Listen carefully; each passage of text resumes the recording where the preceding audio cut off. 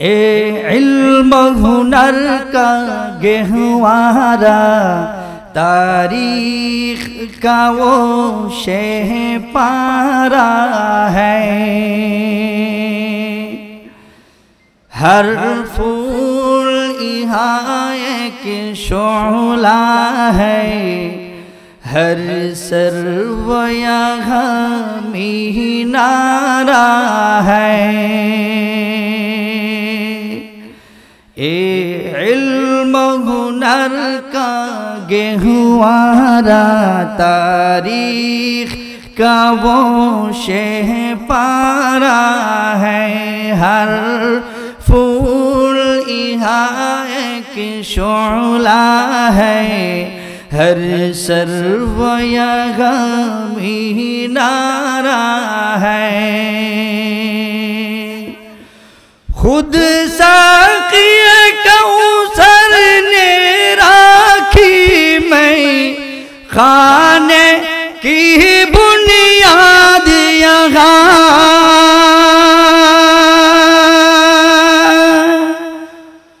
خود ساقی کوثر نے راکھی میں خانے کی بنیاد رہا، تاریخ مرتب کرتی ہے، تاریخ مرتب کرتی ہے دیوانوں کی روداد یہاں۔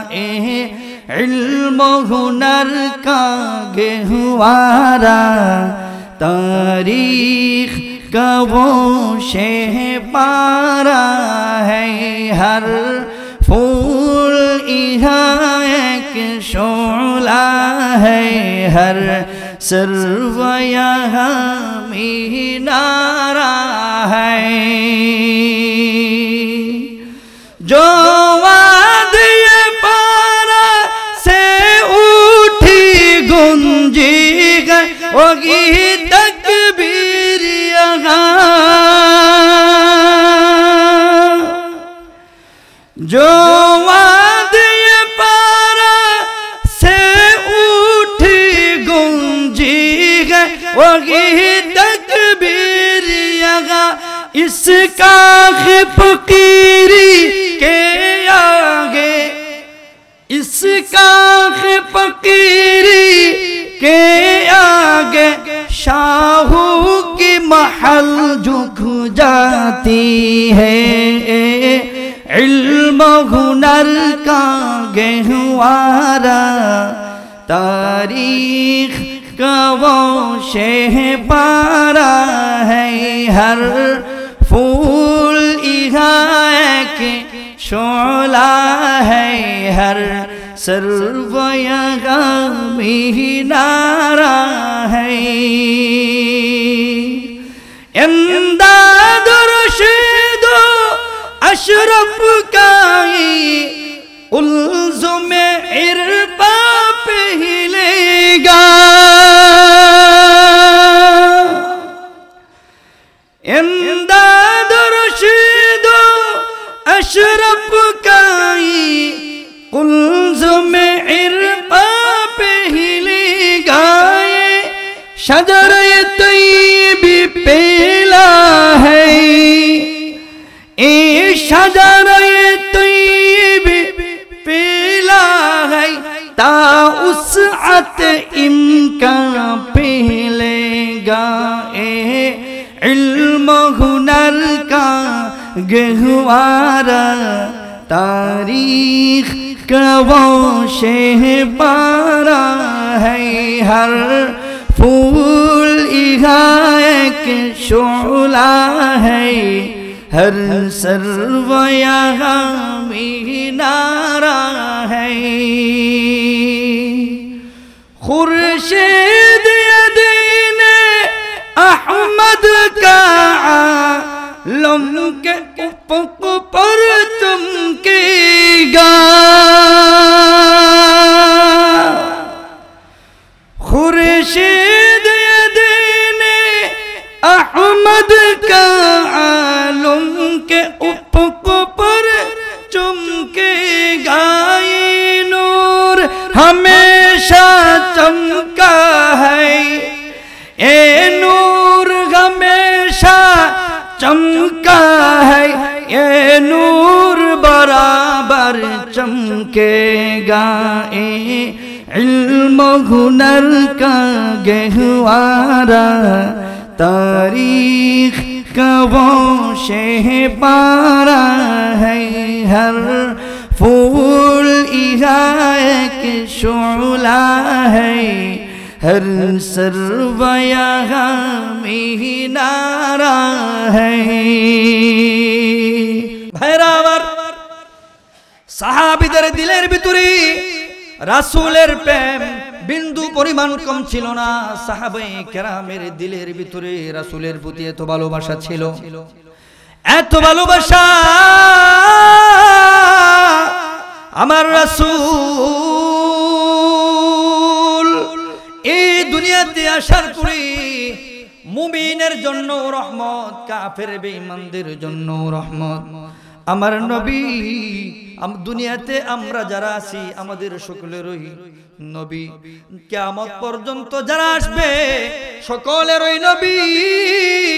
আমার নবী কাফেরদের জন্য নবী, আমার নবী মুমিনদের জন্য নবী, আমার নবী উলামায়ে কেরামের জন্য নবী, আমার নবী গায়রে আলেমের জন্য নবী।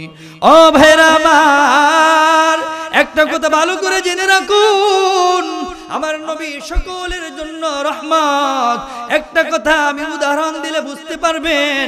ওই যে তায়েফের ময়দান, তায়েফের ময়দানের ভিতরে আল্লাহর রাসূল সাল্লাল্লাহু আলাইহি ওয়াসাল্লাম যখন দাওয়াত নিয়ে গিয়েছিলেন, তায়েফের ময়দানে আল্লাহর রাসূল সাল্লাল্লাহু আলাইহি ওয়াসাল্লাম যখন দ্বীনের দাওয়াত দিতেছিলেন, ওই তায়েফের ময়দানে কাফের বেঈমান মুশরিকরা আমার রাসূলকে এত পরিমাণ আঘাত করেছে, রাসূলের গায়ের ভিতরে এত পরিমাণ পাথর মেরেছে, যেখানে এক একটা পাথর নবী আমার নবীজির গায়ে, যেখানে এক একটা পাথর লেগেছে, দূর থেকে মনে হচ্ছিল নবীজির গায়ের ভিতরে বন্দুক দিয়ে গুলি করা হচ্ছে।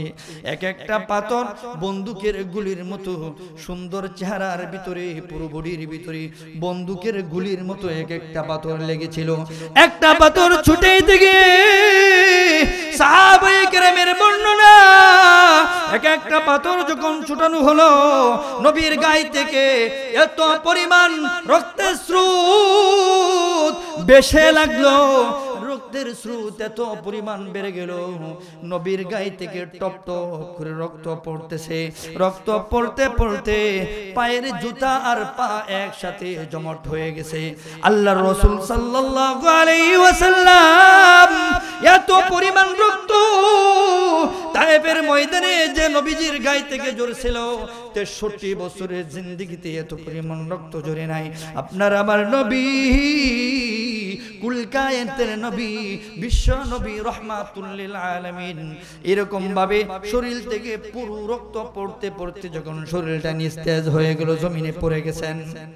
আল্লাহর নবী, বিশ্ব নবী রাহমাতুল লিল আলামিন যখন জমিনে পড়ে গেলেন, বিশ্ব নবী জমিনে পড়ে যাওয়ার পরে অজ্ঞান হয়ে গেলেন।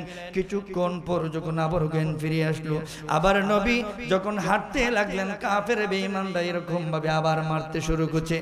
একবার, দুইবার, তিনবার বিশ্ব নবী রাহমাতুল লিল আলামিনকে এরকম ভাবে 3 বার আঘাত করলো।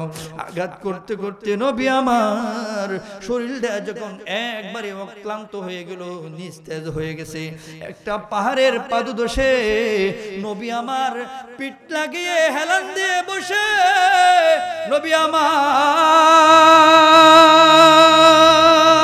যখন পিঠটা লাগিয়ে পাহাড়ের পাদদেশে বসে, আসমান থেকে আল্লাহ রব্বুল আলামিন জিবরিল আমিনকে পাঠিয়ে দিলেন। জিবরিল আমিন এসে নবীকে বলতে লাগলেন, ইয়া রাসূলুল্লাহ, ইয়া হাবিবাল্লাহ, আল্লাহ রব্বুল আলামিন আমাকে পাঠিয়েছেন, একবার যদি পারমিশন দেন গো নবীজি, একবার যদি পারমিশন দেন, এই যে দুই পাহাড় দেখতেছেন, দুই পাহাড়কে চাপা দিয়ে কাফের বেঈমান গোষ্ঠীকে আমি শেষ করে দিব। কাফের বেঈমানদের গোষ্ঠী রাখবো না। যদি একবার কালে আপনি জবান দিয়ে অথবা ইশারা দিয়ে, একবার চক্ষু দিয়ে ইশারা দিয়ে যদি আপনি বলেন, তাহলে আল্লাহ রাব্বুল আলামিন স্পেশাল পাওয়ার নিয়ে আসছি, রবের স্পেশাল পাওয়ার নিয়ে আসছি। ইঙ্গিত দিবেন, ইঙ্গিত দিতে দেরি, পারমিশন দিতে দেরি, দুই পাহাড়কে একসাথে চাপা দিয়ে কাফের বেঈমানদের গোষ্ঠীকে শেষ করতে দেরি হবে না। আল্লাহর নবী নবী রাহমাতুল লিল আলামিন জিবরিল আমিনকে বললেন, রে জিবরাইল, আমি বদ্ধ দিব না, আমি বদ্ধ দিব না। এদের দিলের ভিতরে আমার মহব্বত নাই, আমার মহব্বত এদের দিলের ভিতরে এখন আসে নাই। কিন্তু ফিউচারে যারা আসবে, ভবিষ্যতে যারা আসবে, ওদের ঔরসজাত সন্তানগুলো যখন দুনিয়াতে আসবে, এদের দিলের ভিতরে হয়তো আখিরি নবীর মহব্বত পয়দা হতে পারে, আখিরি নবীর ভালোবাসা, আখিরি নবীর উম্মত, আখিরি নবীর উলফত তাদের দিলের ভিতরে পয়দা হতে পারে। আমি জিবরিল আমিনকে বললাম, জিবরিল আমিন, না না না, আল্লাহ রাব্বুল আলামিনের কাছে আমি হাত বাড়িয়ে দোয়া করতে লাগলাম। নবী আমার আল্লাহ তাআলার কাছে দোয়া করেন, আসমানের মালিক, আজকে এই মানুষগুলো, এই কাফের বেঈমানগুলো, এদের দিলের ভিতরে হয়তো আমার মহব্বত নাই, এরা আমাকে চিনতে পারে নাই, এদের মহব্বত দিলের ভিতরে আমার মহব্বত নাই। কিন্তু ফিউচারে যারা আসবে, ওদের ঔরসজাত সন্তান যখন দুনিয়াতে আসবে, হয়তো এদের দিলের ভিতরে আমার মহব্বত পয়দা হতে পারে, এদের দিলের ভিতরে আমার ভালোবাসার সঞ্চার হতে পারে। আসমানের মালিক, এদের বিষয়ে আমি বদদোয়া দিলাম না, এদেরকে আপনি মারবেন না, আযাব দিবেন না। আল্লাহ রাব্বুল আলামিনের কাছে বিশ্বনবী রাহমাতুল লিল আলামিন দোয়া করার বদৌলতে কাফেরদেরকে আল্লাহ রাব্বুল আলামিন শেষ করেন নাই। নবী আমার তায়েফের ময়দান থেকে যাওয়ার পরে অনেক দিন পর, প্রায় সিরাতের কিতাবের ভিতরে লেখে 9 বছর পরে আম্মা জান আয়েশা রাদিয়াল্লাহু তাআলা আনহা বিশ্বনবী রাহমাতুল লিল আলামিনকে গোসল করানোর জন্য গায়ের জামাটা খুলতে লাগলেন। কি পরিমাণ মহব্বত, স্বামী স্ত্রীর ভিতরে কি পরিমাণ মহব্বত। আম্মা জান আয়েশা রাদিয়াল্লাহু তাআলা আনহা বিশ্বনবী রাহমাতুল লিল আলামিনের গায়ের জামাটা খুললেন। খোলার পরে নবীর গায়ে দেখলেন শুধু বসন্তের মতো দাগ, নবীর চেহারার ভিতরে, পুরো বডির ভিতরে শুধু বসন্তের মতো দাগ।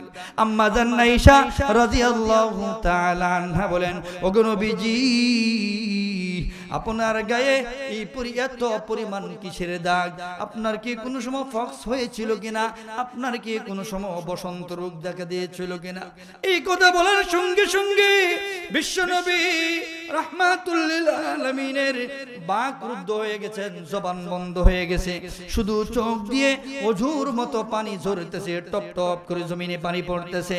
নবী আমার চোখে দিয়ে পানি পড়তেছে, অঝুর মতো পানি ঝরতেছে। আম্মা জান আয়েশা রাদিয়াল্লাহু তাআলা আনহা বলেন, ইয়া রাসূলুল্লাহ, ইয়া হাবিবাল্লাহ, আমি জিজ্ঞাসা করলাম আপনার গায়ে এত দাগ কেন? আপনি দেখি আপনার জবান বন্ধ করে শুধু চোখ দিয়ে পানি ঝরাইতেছেন, আপনি দেখি জবান বন্ধ করে শুধু কান্না আর কান্না, এত চোখ দিয়ে পানি কেন ঝরাইতেছেন গো নবীজি? আম্মা জান আয়েশা রাদিয়াল্লাহু তাআলা আনহার কথার প্রতি উত্তরে বিশ্বনবী রাহমাতুল লিল আলামিন বলতে লাগলেন, আয়েশা রে,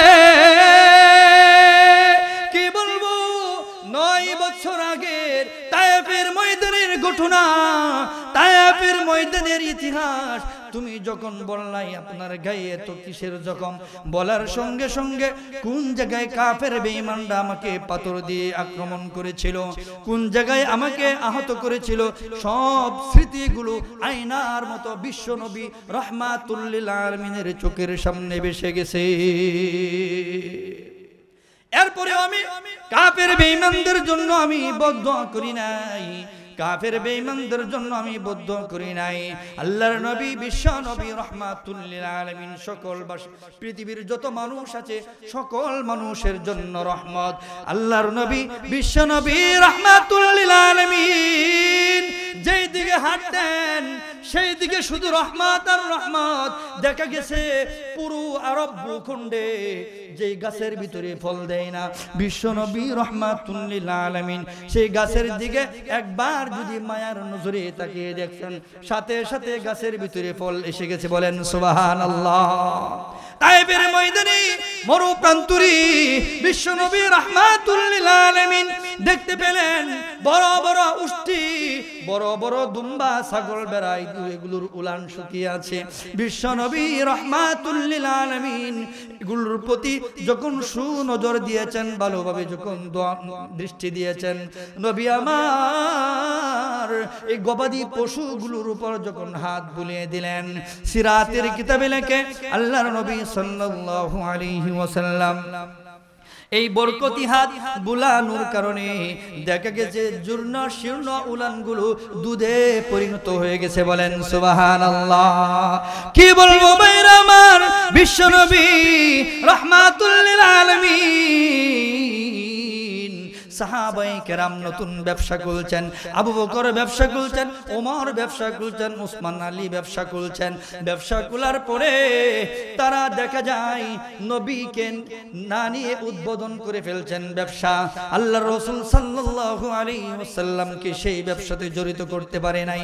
আমরা যেরকম ভাবে নতুন ব্যবসা বাণিজ্য করলে মসজিদের হুজুর দিয়ে, মাদ্রাসার পরিচালক দিয়ে, বড় মুহাদ্দিস দিয়ে, বুজুর্গানে দিন দিয়ে, উলামায়ে কেরাম দিয়ে আমরা মিলাদ পড়াই কি পড়াই না? কিসের জন্য? বরকতের জন্য। যেন সেই ব্যবসাতে মানুষের অনিষ্টতা থাকলে, মানুষের শরারতি থাকলে, বদ নজর থাকলে সেগুলো যেন দূর হয়ে যায়, বরকতের দরওয়াজা খুলে দেওয়া হয়। সেজন্য তো এই আয়োজন করা হয়, নাকি না কোনো ভিন্ন কোনো উদ্দেশ্য আছে? আপনাদের এইদিকে কি কোনো অন্য উদ্দেশ্যে এগুলা করায়? কথা বলেন না কেন?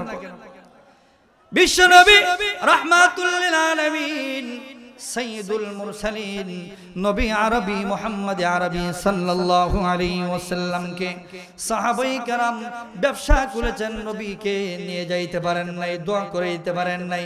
দেখলেন ব্যবসার ভিতরে কোনো বরকত নাই। সাহাবায়ে কেরাম এক জায়গায় জমা হয়ে গেলেন, কি ব্যাপার তোমার ব্যবসার ভিতরে কেমন বরকত? সে বলতে রাজি না। আবু বকর ওমরকে জিজ্ঞাসা করে, ওমর উসমানকে জিজ্ঞাসা করে, উসমান আলীকে জিজ্ঞাসা করে তোমার ব্যবসাতে কেমন বরকত? সে বলে তোমারটা কেমন বরকত, সে বলে তোমারটা কেমন বরকত, আরেকজন বলে সকলেরটি কেমন বরকত। সকলেই লাস্টে ফল জানানো হলো, সকলেই লাস্টে ফল জানাইছে যে ব্যবসার ভিতরে কোনো বরকত নাই। এবার জিজ্ঞাসা করতে লাগলো, আচ্ছা বিশ্ব নবী রাহমাতুল লিল আলামিনকে কি তোমার ব্যবসা শুরু করার আগে পরামর্শ করেছিলে নবীজির সাথে, বা নবীজিকে দিয়ে কোনো দোয়া করেছিলে? লাস্টে দেখা গেল কেউই না। বলতে লাগলো বুঝতে আর বাকি নাই রে, আল্লাহ তাআলার তরফ থেকে রহমতের দরওয়াজা বন্ধ হয়ে গেছে, শিগগির হই, এই দৌড়ে যা রে, জলদি যা। আল্লাহর নবী বিশ্ব নবী রাহমাতুল লিল আলামিনকে নিয়ে আস। যেই নবী যেই দিকে যায় সেই দিকে হাঁটলেই শুধু রহমত আর রহমত। এটা তো আপনার আমার কথা না। সাহাবায়ে কেরাম বলেন যে ওমর এটা তো তোমার কথা না, আবু বকর বলে এটা তো আপনার কথা না, উসমান বলে এটা তো আমার কথা না, আলী বলে আপনাদের তিনজনের কথা না, আমারও কথা না, কুল কায়নাতের মানুষের কথা না। নবী যেই দিকে যায় সেই দিকে রহমত, শুধু রহমত, শুধু রহমত আর রহমত। আকাশ থেকে ছায়া দিয়ে নবীকে নিয়ে যেতে থাকে। বলেন সুবহানাল্লাহ। মা আরসালনাকা ইল্লা রাহমাতাল লিল আলামিন। সাহাবায়ে কেরাম যখন দেখলেন ব্যবসার ভিতরে কোনো বরকত নাই, এবার আবু বকর, এবার উমর, উসমান আলী, খুলাফায়ে আরবা প্রত্যেকেই নবীকে নিয়ে বসাইলেন আসনের ভিতরে। ব্যবসার যে প্রধান চেয়ার আছে সেই চেয়ারে নিয়ে নবীজিকে নিয়ে বসাইলেন। ওগো নবীজি ভুল করেছি, অন্যায় করেছি, অপরাধ করেছি। ওগো নবীজি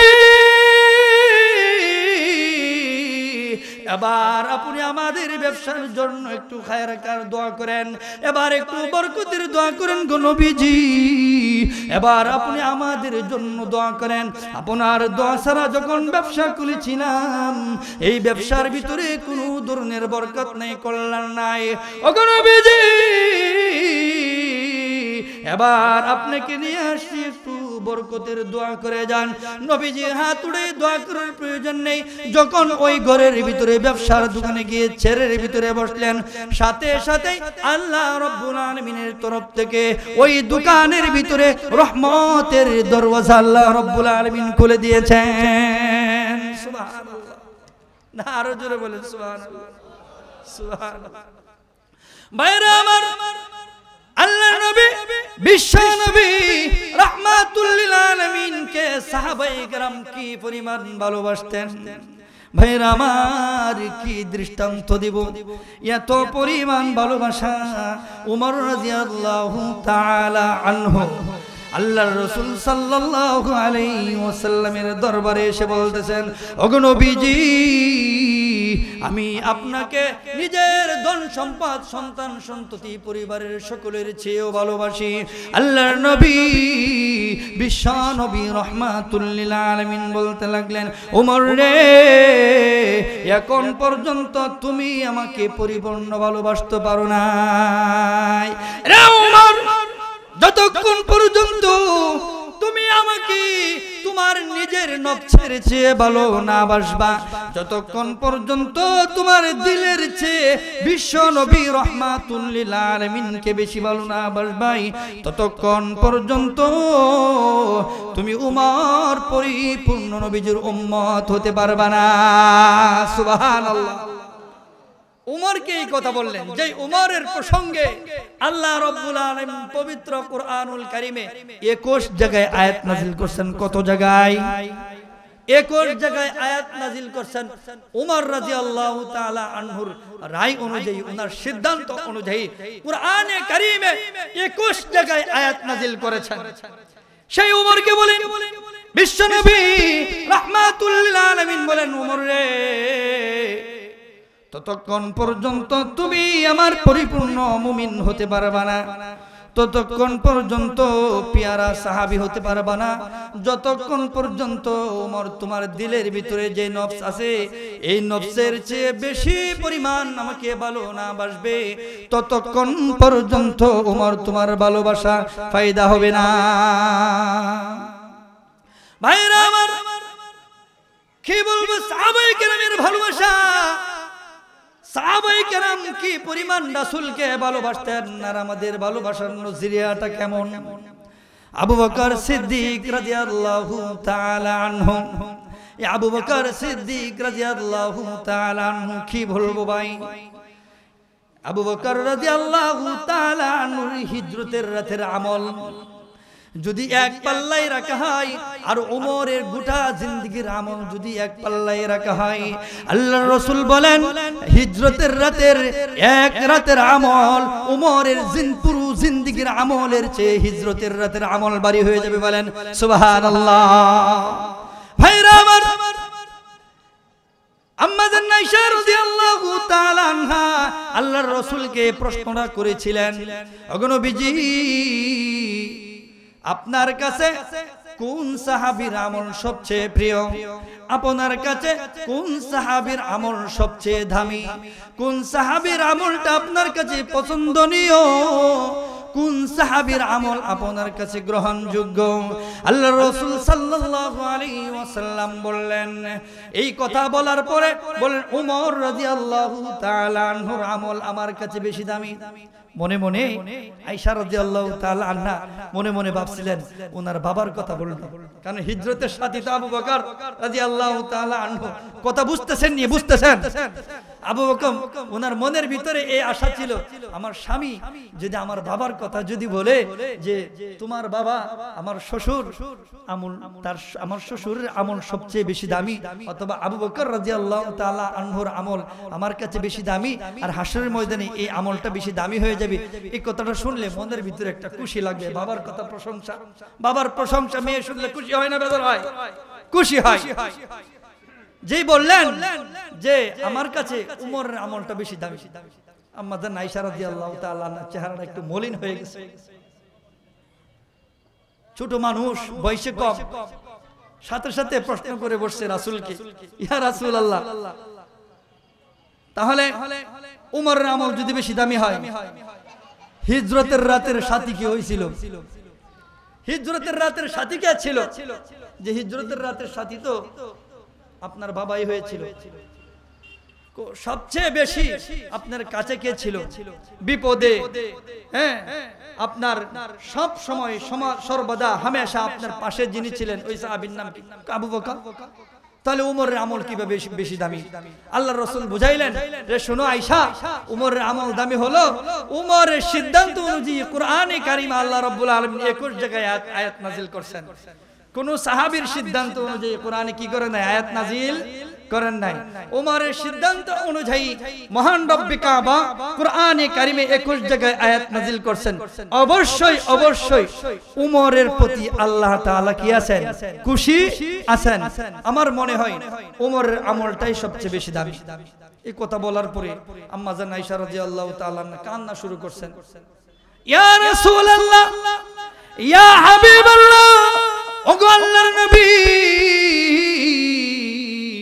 এতদিন পর্যন্ত দিলের ভিতরে লালন করতাম, এতদিন পর্যন্ত দিলের ভিতরে তামান্না আর আশা আকাঙ্ক্ষা ছিল, আমার মনে হয় হাসরের ময়দানে সর্বপ্রথম আমলের পাল্লা যখন উম্মতের খুলে দেওয়া হবে, আমার মনে হয় সর্বপ্রথম আমার বাবাকে, আমার বাবার আমলটা পাল্লাই উঠানো হবে, আর আমার বাবার পাল্লার আমলের পাল্লা সকল উম্মতদের তুলনায় ভারী হয়ে যাবে।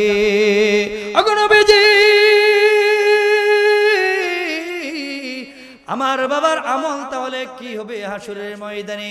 এবার আল্লাহর রাসূল সাল্লাল্লাহু আলাইহি ওয়াসাল্লাম আম্মা জান আয়েশা রাদিয়াল্লাহু তাআলা আনহাকে সান্ত্বনা দিতে শুরু করলেন, আয়েশা রে, দিলের ভিতরে ঘাবড়াইও না, দিলের ভিতরে কষ্ট নিও না, আমি হাসরের ময়দানে অন্তত পক্ষে হলেও পুরো জিন্দেগীর আমলের ব্যাপারে সুপারিশ না করতে পারলেও অন্তত পক্ষে হলেও হিজরতের রাতের আমলের ব্যাপারে আমি হাসরের ময়দানে আবু বকরের ব্যাপারে সুপারিশগার হব। বলেন সুবহানাল্লাহ। সমস্ত সাহাবায়ে কেরামের আমল, ওমরের আমল সহ হিজরতের আমলের সাথে যখন মাপা হবে, হিজরতের রজনীর আমলের সাথে যখন মাপা হবে, তখন আবু বকরের আমলের পাল্লাটা ভারী হয়ে যাবে।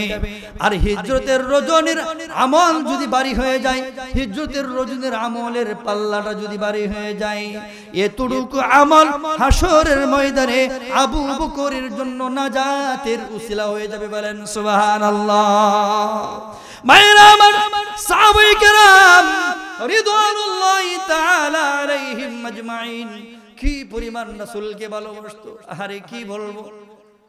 সাহাবায়ে কেরাম না খায়া না ফিন্দিয়া সব সময় রাসূলের সামনে পড়ে থাকতেন, কখন জানি রাসূলের দামি কথাগুলো ছুটে যায়, রাসূলের জবান থেকে একটা কথা ছুটে যাবে, কেমন যেন আমার পুরো বডিটাই অকিজু হয়ে যাবে, আমার গাইডলাইন মিস হয়ে যাবে।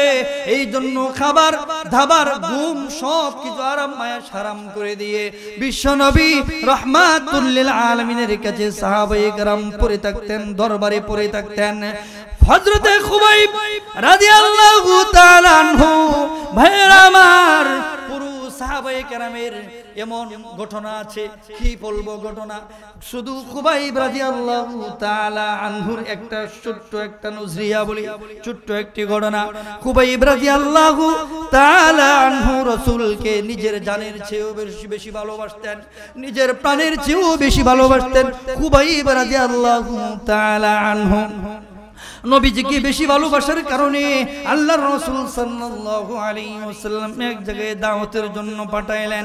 আল্লাহর পয়গম্বরের সাহাবী খুবাইব রাদিয়াল্লাহু তাআলা আনহু যখন দাওয়াত দিতে গেলেন, কাফের বেঈমানরা খুবাইবকে টার্গেট করে ফলো করে খুবাইবকে আটকে ফেলেছে।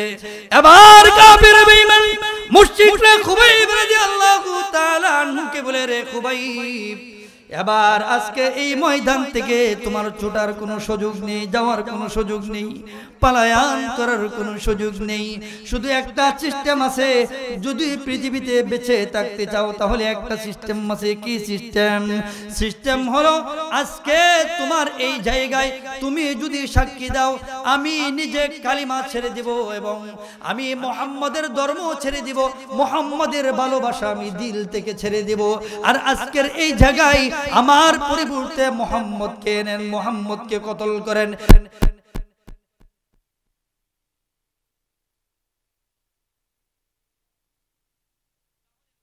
এই ময়দান থেকে তোমাকে ছাড় দেওয়া হবে, আজকের এই ময়দান থেকে তোমাকে ছাড়া হবে। আর যতক্ষণ পর্যন্ত বিশ্বনবী রাহমাতুল লিল আলামিনের ব্যাপারে এই কথা না বলবা ততক্ষণ পর্যন্ত খুবই তোমাকে ছাড়ব না। আল্লাহর নবীর পয়গম্বরের সাহাবী খুবাইব রাদিয়াল্লাহু তাআলা বলেন, মক্কার কাফের বেঈমানের দল, আমার জান যেতে পারে, আমার প্রাণ যেতে পারে, আমার সর্বস্ব বিলিয়ে দিতে পারি, একটি মুহূর্তের জন্য আমি নবীর কালিমা ছাড়তে রাজি না। সুবহানাল্লাহ, আরো জোরে বলেন সুবহানাল্লাহ। বুঝি না আপনারা সুবহানাল্লাহ বলেন না কেন? এগুলো আগামীকালকে বলবেন, সুযোগ কি আরো আছে আগামীকালকে বলার? এই মাহফিল কি প্রতিদিন হবে? বছরে কয়বার হয়? ওই আওয়াজ দিয়ে বলেন কয়বার হয়? একবার হয়। তাহলে একবার মাহফিল হয়, একটা রজনীতে বৈশা সকল আলেমদের আলোচনা শুনবেন, সুবহানাল্লাহ, আলহামদুলিল্লাহ, আল্লাহু আকবার, এটা বলতেও দেখি কৃপণতা করেন। কৃপণতা করা চলবে? একবার সুবহানাল্লাহ বলবেন, আল্লাহ রাব্বুল আলামিন আসমান এবং জমিনের সবকিছু মধ্যবর্তী জায়গায় কি করে দিবেন? সবকিছু মধ্যবর্তী জায়গায় আল্লাহ রাব্বুল আলামিন বারাকা দিয়ে পরিপূর্ণ করে দিবেন। বলেন সুবহানাল্লাহ। ভাইরা আমার, আলোচনা কি নিয়ে চলছিল? সবাই রাসূলকে ভালোবাসে, সবাই রাসূলকে ভালোবাসে। তাহলে কার কে অগ্রাধিকার পাবে? কে অগ্রাধিকার পাবে? সাহাবায়ে কেরাম রাসূলকে যেরকম ভালোবাসতেন সেই ভালোবাসাকে আপনি আমি ভালোবাসতে পারবো? তাদের মতো ভালোবাসা হবে না? হবে না। কিন্তু তাদের রেখে যাওয়া আমানত আছে। উলামায়ে কেরাম নবীর রেখে যাওয়া সম্পদ আছে, নাইবে নবী, নবীর রেখে যাওয়া উলামায়ে কেরামকে রেখে গিয়েছেন ওয়ারাসাতুল আম্বিয়া হিসেবে। সুতরাং তাদেরকে মহব্বত করলে সাহাবায়ে কেরামদেরকে মহব্বত হবে, সাহাবায়ে কেরামের মহব্বত রাসূলের মহব্বতে পৌঁছে দিবে। আর উলামায়ে কেরাম কোথায় থেকে সৃষ্টি হয়? এই কথা বলেন, উলামায়ে কেরাম কলেজ, স্কুল, কলেজ, ভার্সিটি থেকে হয় না? কোথায় থেকে? কোথায় থেকে? জবান দিয়ে বলেন। মাদ্রাসা থেকে। এই মাদ্রাসা থেকে? মাদ্রাসা থেকে না, বলেন ইকরা তালিমুল কুরআন মাদ্রাসা থেকে। সবাই আওয়াজ দিয়ে বলেন ইকরা তালিমুল কুরআন মাদ্রাসা থেকে। বলেন এই দিকে পিছনে বলেন নাই, বলেন উলামায়ে কেরাম কোথায় থেকে জন্ম হয়? ইকরা তালিমুল কুরআন মাদ্রাসা থেকে। ইকরা তালিমুল কুরআন মাদ্রাসা থেকে। তাহলে ইকরা তালিমুল কুরআন মাদ্রাসা, তাহলে দেখা গেল সর্বশেষ নতিজা যেটা পেলাম সেটা হলো কি? উলামায়ে কেরামকে ভালোবাসতে হলে গুরি যদি আমরা খুঁজি, গুরাই খুঁজি, তাহলে কিসকে ভালোবাসতে হবে? মাদ্রাসাকে ভালোবাসতে হবে, মাদ্রাসাকে, প্রতিষ্ঠানকে ভালোবাসতে হবে, দ্বীনি মাদারিসে কওমিয়াকে ভালোবাসতে হবে। এবার আসুন, সাহাবায়ে কেরাম ভালোবাসছেন, উলামায়ে কেরাম ভালোবাসছেন, এখন আমরা ভালোবাসবো কিভাবে? রাসূলকে আমরা কিভাবে ভালোবাসবো? বেশি সময় নিব না, কষ্ট হচ্ছে, বিরক্তি হচ্ছে, আর বড় 10 মিনিট শেষ করে দেব ইনশাআল্লাহ। এবার আসুন, সাহাবায়ে কেরাম রাসূলের সঙ্গে থেকে রাসূলকে ভালোবাসছেন, আমরা কিভাবে রাসূলকে ভালোবাসবো? আমাদেরকে ভালোবাসতে হলে, রাসূলকে ভালোবাসতে হলে আল্লাহ রাব্বুল আলামিন প্রথম যে গাইডলাইন দিয়েছেন সূরা আহজাবের 56 নং আয়াতে আল্লাহ রাব্বুল আলামিন বলেন, রাসূলকে ভালোবাসতে হলে, রাসূলকে যদি ভালোবাসতে হয় তাহলে এই আয়াতের প্রতি স্মরণ করো। কোন আয়াত? আল্লাহ রাব্বুল আলামিন কোরআনে বলেন, ইন্নাল্লাহা ওয়া মালাইকাতাহু ইউসাল্লুনা আলান নবী। আল্লাহ রাব্বুল আলামিন বলেন, এই পৃথিবীতে আমি এবং আমার ফেরেশতাগণ রাসূলের উপর দুরূদ শরীফ পাঠ করে। আল্লাহ রাব্বুল আলামিন বলেন, বান্দার যত আমল আছে এই আমলের ভিতরে আমি আল্লাহ রাব্বুল আলামিনের কোনো ধরনের অংশীদারিত্ব নেই। আপনার নামাজের ভিতরে আল্লাহর নামাজের প্রয়োজন হয় না, আপনার নামাজের ভিতরে আল্লাহ রাব্বুল আলামিন শরীক না। আপনার আমার নামাজের প্রয়োজন, আল্লাহ তাআলার কি নামাজের প্রয়োজন নাকি? এই কথা বলেন, আল্লাহ তাআলার নামাজের প্রয়োজন? আল্লাহ তাআলার নামাজ লাগবে? কথা বুঝে কইতেছেন? এই আল্লাহ তাআলার কি রোজা লাগবে? আল্লাহ তাআলার হজ লাগবে? কিছু মুসল্লি মানে কিন কর্তব্য বিমূঢ় হয়ে গেছে যে হুজুর কোনটা কইতা। আরে নামাজ তো লাগবে তার মাখলুক জাতি, মাখলুকের ভিতরে দুই শ্রেণীর, জিন এবং ইনসানের। ইবাদত কার জন্য? জিন এবং ইনসান, এই দুই জাতির জন্য ইবাদত হবে কার? আল্লাহ তাআলা। ইবাদত দুই শ্রেণীর। ইবাদত কয় শ্রেণীর? দুই শ্রেণীর, জিন এবং ইনসান। এই দুই শ্রেণীর ইবাদত, ইবাদতটা হবে কার জন্য? আল্লাহ তাআলার জন্য। এবার বলুন দেখি, আপনার আমার যে ইবাদত, নামাজ, রোজা, হজ, যাকাত, এগুলো তো আপনার আমার ইবাদত নাকি? সন্দেহ আছে? সন্দেহ আছে? এই নামাজ, রোজা, হজ, যাকাত এগুলো কি আল্লাহর করতে হবে? আল্লাহর করতে হবে? ভাইরা আমার, এই জিনিসটা বুঝাইতে চেয়েছিলাম, আপনার আমার যত ইবাদত আছে, এই ইবাদতের ভিতরে এই ইবাদতগুলো আল্লাহ তাআলার প্রয়োজন হয় না। শুধু একটা ইবাদত, যেই ইবাদতগুলো আল্লাহ রাব্বুল আলামিন নিজেও করেন, ফেরেশতাও করেন। আল্লাহ রাব্বুল আলামিন বলেন, ইন্নাল্লাহা ওয়া মালাইকাতাহু ইউসাল্লুনা আলান নবী। নিশ্চয়ই মহান মালিক, কুল কায়নাতের প্রভু, তিনি এবং তার ফেরেশতাগণ দুরূদ পাঠ করে কার উপর? আমার নবীর উপর। এই দুরূদ পাঠ করি আমরাও, দুরূদ পাঠ করে সকল কুল মাখলুকাত এই দুরূদ পাঠ করে। আল্লাহ রাব্বুল আলামিন স্বয়ং নবীজির উপর দুরূদ পাঠ করে, ফেরেশতাগণ নবীর উপর দুরূদ পাঠ করে। এরপরে আল্লাহ রাব্বুল আলামিন বলেন, ইয়া আইয়ুহাল্লাযীনা আমানু সাল্লু আলাইহি ওয়া সাল্লিমু তাসলিমা। এরপরে আল্লাহ রাব্বুল আলামিন দুনিয়ার ইমানদারদেরকে আল্লাহ রাব্বুল আলামিন বলেন, যদি নবীজির ভালোবাসা পেতে চাও, নবীজিকে যদি পরিপূর্ণভাবে ভালোবাসতে চাও, তাহলে এখনো সময় আছে। আল্লাহর রাসূলের প্রতি পরিপূর্ণভাবে দুরূদ পাঠ করো, রাসূলের উপর পরিপূর্ণভাবে দুরূদ পাঠ করো। যেই জবান রাসূলের উপর দুরূদ পাঠ করে না, সেই জবান হাসরের ময়দানে আল্লাহর রাসূল সাল্লাল্লাহু আলাইহি ওয়াসাল্লামের ব্যাপার, আল্লাহর রাসূল সাল্লাল্লাহু আলাইহি ওয়াসাল্লাম সেই জবানের ব্যাপারে, সেই ব্যক্তির ব্যাপারে, সেই উম্মতের ব্যাপারে হাসরের ময়দানে কোনো সুপারিশ করবেন না। মান সাল্লা আলাইয়া হিনা ইউসবিহু আশারা। আল্লাহর রাসূল সাল্লাল্লাহু আলাইহি ওয়াসাল্লাম হাদিসের ভিতরে বলেন, মান সাল্লা আলাইয়া হিনা ইউসবিহু আশারা ওয়া হিনা ইউমসি আশারা। আমার যেই উম্মত সকাল বেলা আমার উপর 10 বার দুরূদ শরীফ পাঠ করবে, আর বিকাল বেলা আবার যখন 10 বার দুরূদ শরীফ পাঠ করবে, রাসূল আমার বলেন, আদরাকাতহু শাফাআতি ইলা ইয়াউমিল কিয়ামা। আল্লাহর নবী, বিশ্ব নবী রাহমাতুল লিল আলামিন বলেন, হাসরের ময়দানে আমি নবী আমার এই উম্মতের ব্যাপারে আমি সুপারিশগার হব। বলেন সুবহানাল্লাহ। আর এক হাদিসের ভিতরে আসছে, আল্লাহর রাসূল সাল্লাল্লাহু আলাইহি ওয়াসাল্লাম বলেন, আন আব্দুল্লাহ ইবনে আমর ইবনে আল-আস রাদিয়াল্লাহু তাআলা আনহুমা আন্নাহু সামি'a রাসূলুল্লাহ সাল্লাল্লাহু আলাইহি ওয়াসাল্লাম ইয়াকুল, ক্বালা রাসূলুল্লাহ সাল্লাল্লাহু আলাইহি ওয়াসাল্লাম, মান সাল্লা আলাইয়া সালাতান সাল্লাল্লাহু বিহা আশারা। আল্লাহর নবী রাহমাতুল লিল আলামিন বলেন, যেই ব্যক্তি আমার যেই উম্মত আমার উপর একবার দুরূদ শরীফ পাঠ করবে, হাসরের ময়দানে আল্লাহ রাব্বুল আলামিন 10 বার দুরূদ শরীফের পাঠের সমপরিমাণ সব তার আমলনামায় দিয়ে দিবেন। বলেন সুবহানাল্লাহ। একবার দুরূদ পাঠ করবেন, মান সাল্লা আলাইয়া ওয়াহিদাতান। অন্য এক হাদিসে আসছে, মান সাল্লা আলাইয়া সালাতান সাল্লাল্লাহু বিহা আশারা। একবার দুরূদ পাঠ করবেন, 10 বার দুরূদের 10 বার দুরূদ পাঠ করার সমপরিমাণ সব আপনার আমলনামায় দিয়ে দিবেন। তিনি কে? আওয়াজ দিয়ে বলেন, আরো জোরে বলেন, তিনি কে? আল্লাহ। তিনি আপনার আমার আমলনামায় 10 বার দুরূদ শরীফ পাঠ করার সমপরিমাণ সওয়াব দিয়ে দিবেন। অন্য এক হাদিসে আসছে, রাসূলের উপর যে দুরূদ শরীফ পাঠ করবে, মান সাল্লা আলাইয়া সালাতান ওয়াহিদাতান, যে একবার দুরূদ শরীফ পাঠ করবে, আল্লাহ রাসূল সাল্লাল্লাহু আলাইহি ওয়াসাল্লাম বলেন হাসরের ময়দানে সে আমার কাছে থাকবে।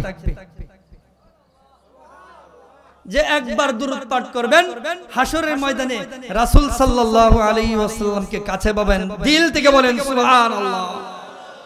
রাসূলকে কাছে যখন পেয়ে যাবেন তখন হাসরের ময়দানে আর কিছু ভয় থাকবে? এই হাসরের ময়দানে সবাই ভুলে যাবে, মা ভুলে যাবে, বাবা ভুলে যাবে। কি বলবো? ইয়াউমা ইয়াফিরুল মারউ মিন আখিহি ওয়া উম্মিহি ওয়া আবি ওয়া সাহিবাতিহি ওয়া বানি লিকুল্লি ইমরিইম মিনহুম। সব পালাইবে। সব কি করবে? পালাইবে। কিন্তু একজন পালাবে না। তিনি কে? আওয়াজ দিয়ে বলেন তিনি কে? সরকারে দো আলম নবী মুহাম্মদ আরবি সাল্লাল্লাহু আলাইহি ওয়াসাল্লাম। তিনি সেই উম্মতকে সেদিন বলতে পারবেন না। হাসরের ময়দানে তার কাছে থাকবে। বৃষ্টি আসতেছে, এক লোক ছাতা নিয়ে যাইতেছে।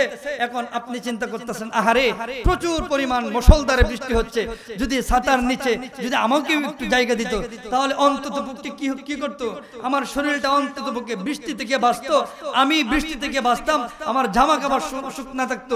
দিলের ভিতরে এমন একটা তামান্না সৃষ্টি হয় কিনা? হয়।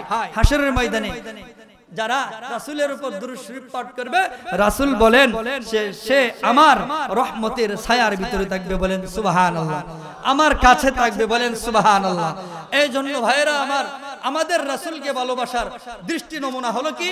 রাসূলের উপর বেশি বেশি পরিমাণ কি করা? দুরূদ শরীফ পাঠ করা। কৃপণতা তো করবো না তো ইনশাআল্লাহ। এরপরেও মগা মার্কা কিছু, জিলাপি মার্কা কিছু উম্মত আছে, এরা বছরে দুরূদ পাঠ করে। যদি জিলাপি আর মিষ্টি দেখে, জিলাপি আর মিষ্টি সামনে দেখে আসলে দেখবেন হেল্লা দুল্লা দুরূদ শরীফ বাঁকা হইয়া কত রং বেরঙের দুরূদ তখন বের হয়। কিন্তু সারা বছর এদেরকে মুগর দিয়ে বাইরে জবান দিয়া দুরূদ শরীফ পাঠ করাইতে পারবেন না। কৃপণতা করবেন না তো ইনশাআল্লাহ। দুরূদ ইব্রাহিম পাঠ করবেন। কোন দরুদ? দুরূদ ইব্রাহিম পাঠ করবেন। পাঠ করলে তিনটা ফায়দা। এক তো হলো হাসরের ময়দানে রাসূলের সুপারিশগার হব। হ্যাঁ, রাসূলের সুপারিশগার হব হাসরের ময়দানে। এক ফায়দা কি? হাসরের ময়দানে রাসূলের শাফাআত পাবো। দুই নাম্বার কি? দুই নাম্বার ফায়দা হলো দুরূদ শরীফ পাঠ করলে দুনিয়াতে যত আল্লাহ তাআলার পক্ষ থেকে যত বিপদ আসে, যত মুসিবত আসে, দুরূদ শরীফ পাঠ করলে আল্লাহ রাব্বুল আলামিন সকল বিপদ মুসিবত কি করে দেয়? হটায় দেয়। আরেকটা সবচেয়ে বড় ফায়দা, সেটা হলো কি? দুরূদ যখন আপনার জবানে যখন জারি থাকবে, সেই জবান আল্লাহ তাআলার কাছে দামি হয়ে যায়। বলেন সুবহানাল্লাহ।